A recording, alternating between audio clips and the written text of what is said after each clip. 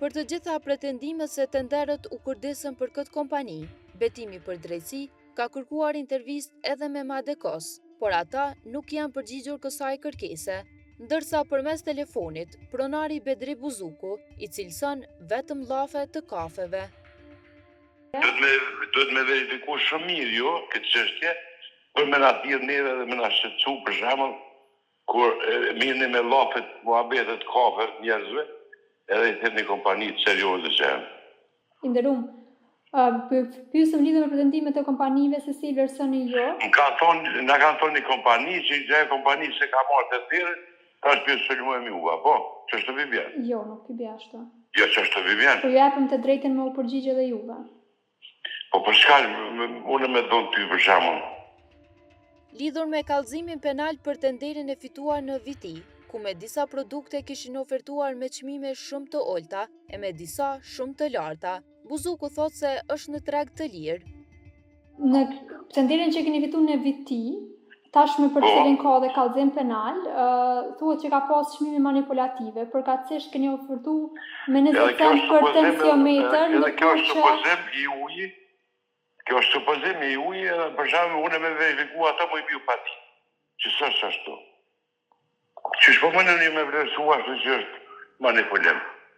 Batë shkapit. Në tenderin e Viti, në disa produkte, domethënë keni ofertuar me 20 cent për tensiometër, ndërkohë që çmimi i tregut vlerësohet të jetë rreth 7 euro.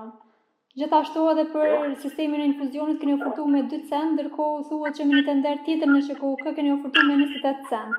Pra nëse ka qenë me sasi të më të mëdha, çu shpjegoni ju këto si kompani? E po shihet unë ty me të bën llogari. Unë jam gazetare. Urna? Unë jam gazetare. Shko me një zonat për kurim atje. Shko me nevojë ty me të arsu tu. Qa shmime jabë, jo shmime e tregu është i lirë, sa duk me do është këtë i foli. Do më thonë nuk për vlerësoni që ka qenë çmim manipulativ për me fitu të ndërë? Absolutisht ju. Gabimet mujnë me ndo, a manipulim ju. Në këtë tender në Viti, ndonë se me disa produkte kishte ofertuar shumë më lirë se sa vlerësohet vlera e produkteve në treg, në vlerën totale të tenderit kishte dalë më shtrenjtë, sesa kompania tjetër e cila ishte eliminuar nga gara.